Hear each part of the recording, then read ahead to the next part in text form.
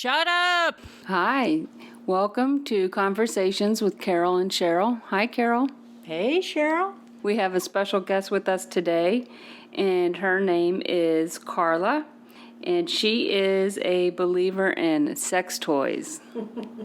Isn't everyone? Apparently not. I had one friend that wouldn't even discuss it with me. Lord. So I guess we'll start off asking, what do you refer to them as? I generally call them vibrators when I'm talking to other people out in public, which I do frequently about sex toys. I'll call them sex toys or marital age. You just kind of have to know your audience. Okay. When did you get started using your sex toys? Well, let me start with when I started masturbating, which is a little different than when I started using sex toys. So I started masturbating probably 11 or 12, not knowing what I was doing, just like, oh, this feels good, so I'm going to do some more of this, you know. Mm-hmm. But by the time I was 13, I was kind of like straddling the vibrating thing in the chair. You know how everybody buys the vibrating chair pads? Right. So I was like, oh, well, this feels good. Let me see if I can bundle this up and put it between my legs. It's almost like your vagina had a magnet to those things. It did. That looks like it might move quickly. So then probably about 14 or 15, 16, I had my first vibrator. And then I've had one since then, and now I have 20 of them that do all different sorts of things. So it's been, and I'm 54 now, so solidly for 40 years. And I've been advocating it a lot probably since I was 47 or 48, so probably about 5 or 6 years I've been advocating it pretty broadly. You were inclined to find that for yourself. I mean, that a lot of people don't do that. Yeah, It's like a natural thing for you. I do it every day, which is probably abnormal, but I don't just do it for sex. I sometimes wake up at night, I always joke around because I get restless leg syndrome. And sometimes just using a vibrator, you have an orgasm, your muscles tense and strain, and a lot of times that'll get rid of my restless leg syndrome and I go back to sleep. You know, sometimes it's a stress relief, sometimes you're just in the dumps and it makes you feel better. So, yeah, vibrators have kept me sane for many years. You're not doing it just for sexual purposes. It relieves stress, it helps your restless leg syndrome. Yeah. Yeah, it absolutely does. For a long time, it was just about me. Like, I only masturbated privately. I didn't do it in front of my husband. I felt very comfortable doing it alone and doing it often, but doing it in front of him was mortifying. How'd you get past that? I had to really face why I couldn't do it, and I think a big part of why I couldn't do it was because, like lots of women, I'd had some mistreatment as a younger person, and I really equated, you know, I had some orgasms when I felt I probably shouldn't have, in situations where, you know, you would think, oh, I'd never have an orgasm with that happening to me, and you did. So I would associate that with being kind of dirty, while as a young person I could sleep with a one-night stand and go balls to the wall. When I was with someone I cared about, I felt like I had to lock that down. Like, even having an orgasm with my partner was uncomfortable for me. So I kind of had to face that and kind of think about that. And it's like any other fight or flight type thing. You have to get right up to the wall of it and just force yourself to step over that boundary. And you want to think that's your safe place, right? Right. In your mind, you want to think, oh, with my husband, what am I going to do that's going to turn him off? Well, you know, it happens. The thing is you can get divorced, right? And then your husband knows. All this crazy shit about you. Yes. And your, what is it, passion face or your no face. It's like you're crunched up, you know, eyes closed, legs stretched out, toes curling. Yeah. Like, how can, let's say he should be awful lucky if he actually gets that to happen on his own. I love them and they try hard, but no matter how hard they try, they're not going to make that thing vibrate. But I imagine once you get to that point and past that point, it's got to be pretty freeing. Oh my God. I was late in life just adjusting to who I was. You know, I kind of let go of that. Started to learn to trust my husband, because what else am I going to do? I started reading books more, actually listened to audiobooks more.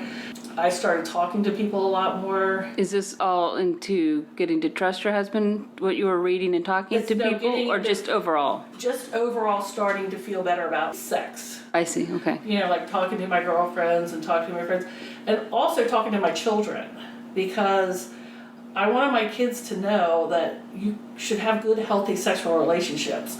And because I really didn't have a whole lot of those to start with, it was really difficult. So I read a bunch of stuff, I did a bunch of stuff, and I all along was using vibrators. And so I started talking about them to people. Believe it or not, like 50 Shades of Grey comes out, and everybody's reading 50 Shades of Grey, however many years ago. One of the things I thought about that book was people were reading that book and they were saying, oh, it makes it sound like every woman wants to get her ass beat or whatever. But really, what struck me is that women are always in control of everything. A lot of us pay the bills in our households, we all work, we're usually the primary caregiver of our kids, we're cleaning houses all day long. We are in control of what's going on around us. So maybe in the bed once in a while, we'd like to have a little less control. That's the same as like those people being in high-powered jobs. They want to release control sometimes. It's Right. exhausting. But it's funny because the 50 Shades of Grey book, I guess I'm really closed up. And I've just accepted it. And maybe I'll change my ways here come someday. I don't know. But out of the 50 Shades of Grey book, I got the same thing. How freeing to Yes. completely trust somebody. And it was the way it was in the book, it was almost like it was a doctor thing. They had clear boundaries, he had all of his tools set up, and it was clearly to make her feel great. Yeah, you have to like be in a position that's unflattering, bending over, your fupa's hanging over. If you read stuff about that BDSM, which I am very interested in but have not done. I've been spanked, but I've not, gone all the way with all that stuff. But if you read about it, all of those boundaries and discussions are what's really important. And the person that holds the power in that kind of relationship is the submissive person. I have to be willing to, one, believe that you'll punish me, and that, I couldn't be a submissive to somebody who I didn't think could take me. Because Right. if I could beat your ass, I'm probably not going to be like, oh, I'm so sorry, I did it, just pick my butt, So, it had to be someone with a really dominant personality. But it's you that's giving that away. It's you that's saying it's okay to do this. You're allowing them pleasure themselves by pleasuring you. And you call when it's enough. Yeah. You're yeah. the one that stops it when you've But- had enough. In talking, like we're talking about it here, if someone were listening to this and wanted to do something like that, it's a very serious thing, and you should not engage in it without doing some research. Like, don't decide I'm going to have my husband spank me.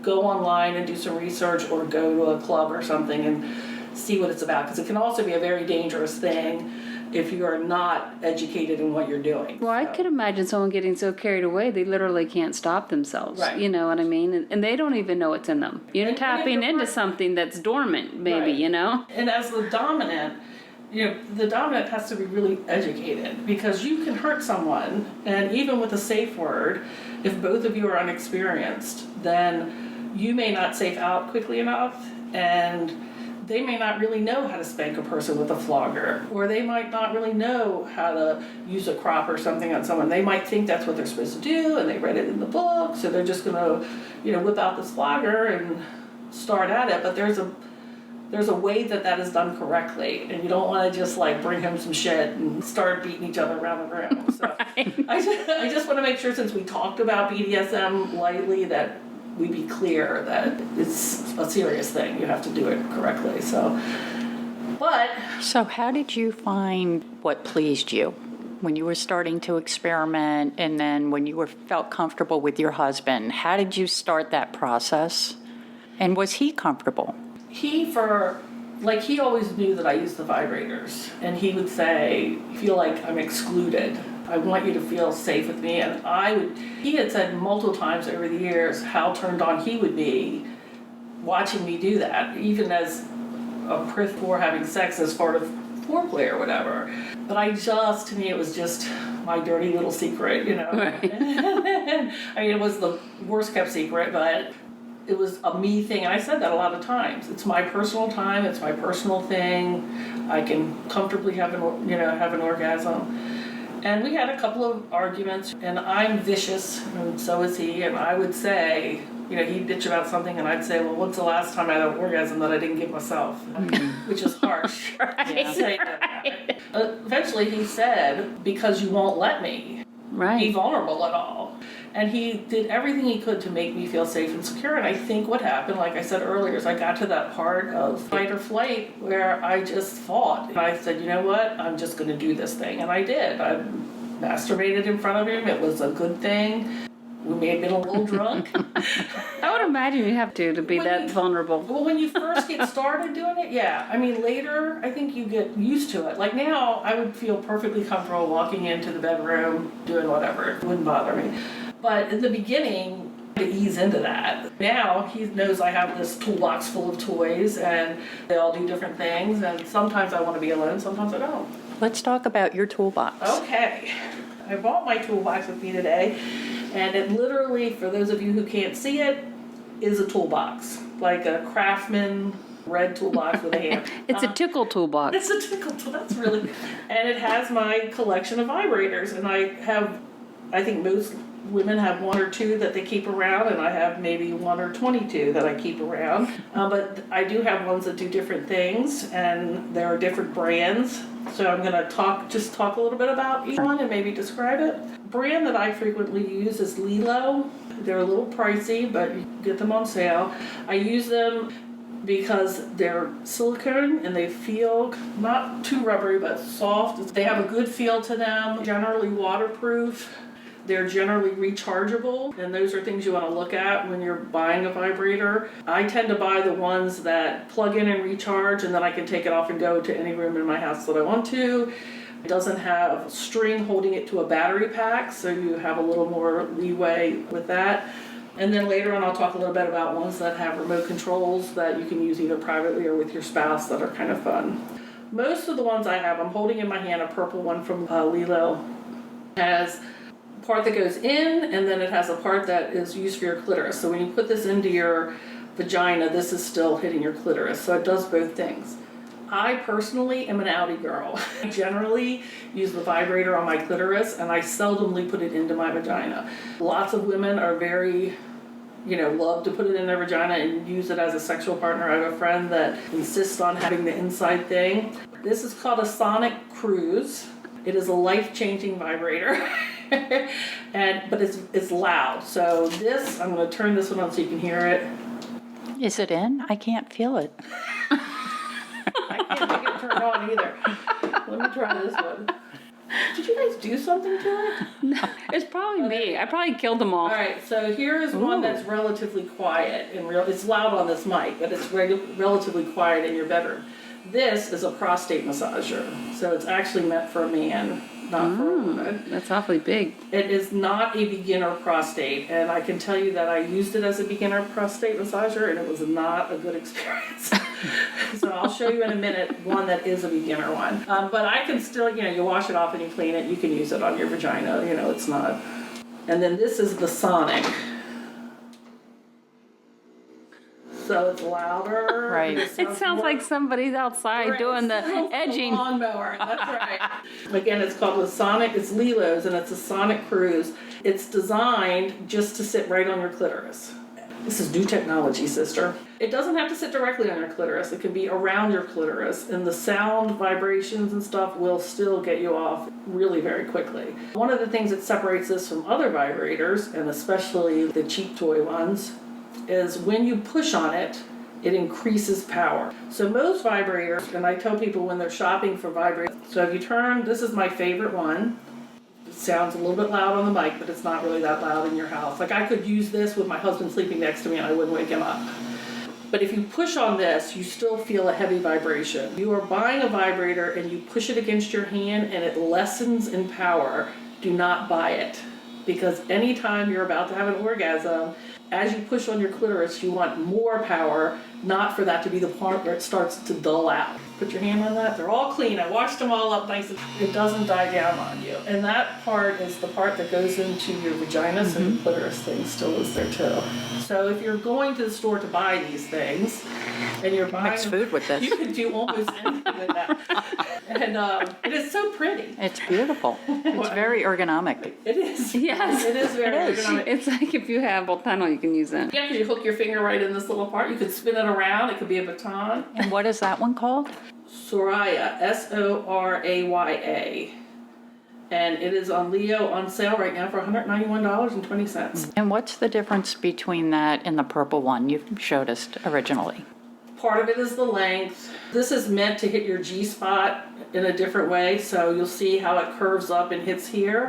This will hit your G-spot, but it goes a little farther in, and it also is a little differently shaped when you get to, if it were inside of you, the clitoral thing hits at a different. So these are all things that are personal preference things. So if you go with certain companies, like you can go with Lilo, and if you don't like it, they'll take it back. Those are things to think about.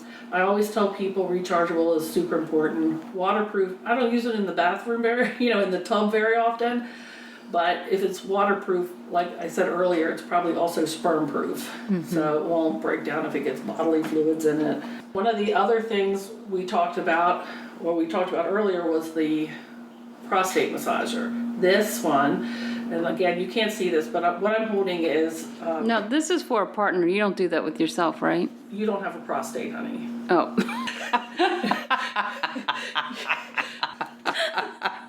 What is a prostate? Their butthole? This is actually a good question, because our listeners might not know. So men have prostates and women do not have prostates. And most men have had a prostate exam at the doctor's office where the doctor sticks a finger up their butt and there's a gland at the top, and they'll test it if it's swollen or something. As men get older, their prostates swell and it impacts their ability to urinate and all that stuff. But it's also like an electric trigger to their orgasm. Some men will say, "Oh, I'm not doing that. You're just." They are. They're really freaked out. But after they do it the first time, you'll practically be having to say, "Look, my finger's not going up your ass this time," because they love it. It's called massaging the prostate, and it will increase the speed of they'll come faster and generally come much harder. And once they have done it that way, their lives are generally never the same. It's not a bad thing. But you know what? That's a situation where the man is vulnerable. Absolutely. And that's how we feel as women. I think it's a really good conversation to have. Even if they don't want to do it, you can say, this is how women feel. Yeah. We feel very vulnerable and kind of in an insecure situation. And that's why the trust is so important. And if you can't relax and trust the person, it's not going to be fun. You're just going to be like, And you have to talk. That's probably the hardest thing. And my husband and I have talked about some pretty graphic stuff. And usually when we're a little tipsy, whatever it takes to make you comfortable talking, because otherwise nobody can read your mind. Nobody knows what you want. You want to have those conversations when you're not having sex, and that is so hard to do. is he open to hearing you? He is. I can't say that would be every man. Did your relationship get freer and open after these conversations? Yeah, because up until 6 years ago, the only orgasms I had were ones I gave myself. Most women don't orgasm internally. They don't orgasm from a dick in their vagina. You have to have some clitoral stimulation for that to happen. If you got a little bit of ADHD like I do, I can't have you messing with my clitoris while we're having sex. I can't focus on either thing. So for me to have an orgasm while we're having sex, it has to either be pretty much before or after. And if it's before, it makes the sex better. Once we got to the point where I could just relax, like I got past that fear, I got past feeling like I was dirty if I did things in front of my husband. Most importantly, I finally believed him when he said, "I love you and I'm the person you're supposed to do all this crazy shit with. And you can trust me, I'm not gonna laugh at you, I'm not gonna make you feel shitty, I'm not gonna hold it against you." And once I got to where I could believe that, I let loose. Was the ink dry when you felt better? Yeah. You had him sign it all. But now, if you tell anybody anything I tell you, I'm going to tell everybody. I'm going to go on a podcast and say your name. I have plenty of pictures of him naked. Yeah, it's all good. You got to make him sign to it. But don't you find your husband, the number one mission in his life is to please you? I don't think, maybe not in real life, because we don't have that kind of relationship. But the man makes me breakfast every weekend. He does do things to make me happy. He also does things to spite me. But in bed, his goal is to make me happy, and it has always been. For us, the fly in the ointment was me, and me not being able to trust and let go and say the things I like. And I had some bad experiences, like lots of women do, so I was afraid of doing certain things. One thing I don't ever do is drive towards an orgasm. And I tell my husband all the time, just enjoy it. We'll take care of me another way. So I just want to feel good and share and be in that moment. And like a lot of other things, once you get past the mental block of doing it, it gets better and better. Is your best orgasm with your toy while your husband's folding laundry? My best orgasm is with my toy when my husband's mopping the kitchen. Yeah, there you go. What a turn on. There's something, I'm telling you. So do you want to talk about some of your toys that you would not recommend Yes. and why? All right. So I don't want to sound like an elitist. Vibrators is not the place to save your money. Spend money and get a quality product. Read, look at different ones. Most of them, not just Lilo, but all of the companies will give you a good description of what it does. Most of them have videos, not of a woman using the vibrator, but showing you the different ways that it can be used. This is my personal opinion. I don't like the party vibrators. So when somebody comes to your house to do a sex toy party, I tend to think they cost more than they're worth and they don't have the same amount of quality or feel. I personally don't like vibrators that have a wire to a battery pack. This one here, which is a perfectly good little bullet, and for anyone listening that doesn't know what a bullet is, it's literally like a little capsule-sized vibrator that's used just for your clitoris. This one is not a bad one, but to use it, I got one hand here and one hand working this thing, and if I move this arm, it pulls, so I don't like the ones that have any kind of cable on them. I tend to like silicone because it's smooth. See how my finger just, you guys can't see this, but my finger slides easily across. That is not the case here. See how the vibrator pulls because it's bad material? That means in your vagina, if you don't have some kind of lube on it, it's going to do the same thing inside your vagina.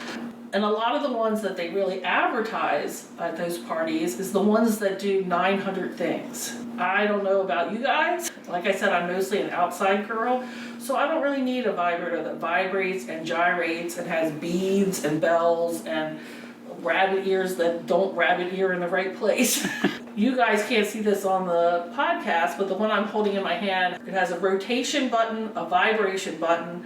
It has beads, a rabbit, a regular head. It's got a side attachment on a wire that I guess you could use in your anus, or if the rabbit part isn't hitting your clitoris in the right place, you could use it there. There's a lot of shit happening here. Yeah. And the example I used earlier when we were driving over here is I said it's like giving an 80-year-old person a smartphone for the first time. There's no fucking way they're gonna figure out what to do with all that shit. So you end up with a $100 toy that you literally use on your clitoris. God, what a comparison. How perfect. One of the hosts brought with them their friend, and it's a dildo. So there is a difference between a dildo and a vibrator. Obviously, the vibrator vibrates, and the dildo doesn't. And the dildo usually is manually used, and it's obviously usually used for vaginal or anal use because it's not going to do anything for your clitoris. So it's a great marital tool. Like I said, if you want to fill both holes, that's a really great tool to have. Point out two of these that I think are really fun. One, I'm not going to look the name up for you. It's one that literally fits on your finger. If you were to Google finger vibrator, it would pull up something similar to this. The good thing about it is it's not intrusive. If you had the wherewithal, which I don't because I can't focus on two things at one time, but it's a great tool that you can stick on your clitoris while you're having sex with your husband, doggy style usually is the best way to do this. It can vibrate your clitoris while you're having sex, and then maybe you do have an orgasm. The other thing, and this is for adventurous people, is remote control vibrator. So I could put one half of this in my vagina or anywhere else I wanted to put it. It doesn't have to be in your vagina. I could just stick it in my underwear with this part. And my husband could have the remote, and you could be anywhere doing anything, and the remote comes on and the vibrator comes on. It's very quiet. but it is a fun game if you trust each other. I mean, you don't want if your husband's a real asshole and is gonna start the vibrator while you're giving a TED talk, probably not your game. And if he's a decent guy and will only turn it on like when you're in the car on the way to a party or something, it is fun. And you can also use it at home. We have used it in a way that so that he doesn't have to be down there near, he could be kissing me and use the remote. Good thing too. Do you want to talk about Benoit balls since I got them here? Yes. All right. So Benoit balls can be used for foreplay. They can be used, some people will stick them in and wear them around. If you have them in you and you're walking, it does tend to stimulate you a little bit. But really, I think what most women actually use them for is Kegel exercises. I tend to put them on. I used to put them on when I left work and wear them on the bus and do Kegel exercises with them while I was going down the road until I lost one on the bus one day. And I stopped doing that. And the worst part was Did you sneeze? the bus driver. I don't know if I kind of dozed off or something, but I heard it go. when it hit the floor of the bus. And the worst part is so I know I've lost it, right? And I'm looking, but I can't just be like, everybody look for my Benoit ball. The bus driver hits the brake, Oh my and God. the ball rolls past me going towards us, right? And then he accelerates and the ball rolls back past me and I'm trying to grab it as it's rolling back and forth. And I was not successful. And then I felt like luckily the bus driver was my friend. And I felt like I had to say something because somebody's going to find this random ball, And actually it was really funny because one guy bent over and picked something up and I thought he had picked it up and put it in his book bag. But luckily the bus driver found it and I got it back and washed it up. Oh my gosh, that's so funny. But they do come in, to prevent that, they come in different sizes and they come in different weights. And it does help you with Kegels, especially if you're not one to just sit around and squeeze your Kegel muscle by yourself. How do you get the silver ones out? Just push your pelvic muscle down and they'll come out. Or you Okay. can stick your finger in them. They're not going anywhere. I mean, they're not going to end up in your womb or anything like that. You cough and it comes out your mouth. Exactly. A vagina Now bullet. that's a trick. That's a trick. But you can get bigger ones that are lighter weight that stay in a little easier. And as you get better and better at it, you move to the heavier, smaller balls and they actually stay in. Mm-hmm. Clearly, I jumped the gun. Right. Does it on help? my ball size? Does it help your bladder from having a leaky bladder? Any Kegel exercises will help you with your leaky bladder. Keep in mind that some people that have leaky bladders, it's because they're, after you have kids, your uterus drops a little and your bladder will sit in that kind of sway of your uterus so that when you pee, your bladder never fully empties, which is why you can pee 2 seconds later, pee again. But who over 50 doesn't pee when they left? I don't know any women that don't have that problem. This has been very eye-opening. We talked about a lot of stuff. Well, I think it affects your life in other Yeah, it ways, like you does. said. Yeah. So, and I think that's the big takeaway, is that it clearly helped your relationship. It made you less vulnerable. Brought joy to her. It helped with restless leg syndrome, stress. And I hope that I know it sounds corny, but I hope that I've shared with my girlfriends and stuff in a way that makes them feel more positive about pleasing themselves. I guarantee you, anything you want to do in your bed or have done in your bed, or whether privately or with a partner, I promise you that if 10 people are in a circle, someone else in that circle wants to do or is doing the same thing you're thinking about. You just don't always talk about it. So talk to your girlfriends and be honest with the people you trust, and you'll be surprised what you end up hearing and accepting. Okay, Cheryl. Thank you. So much. Thank you guys for having me.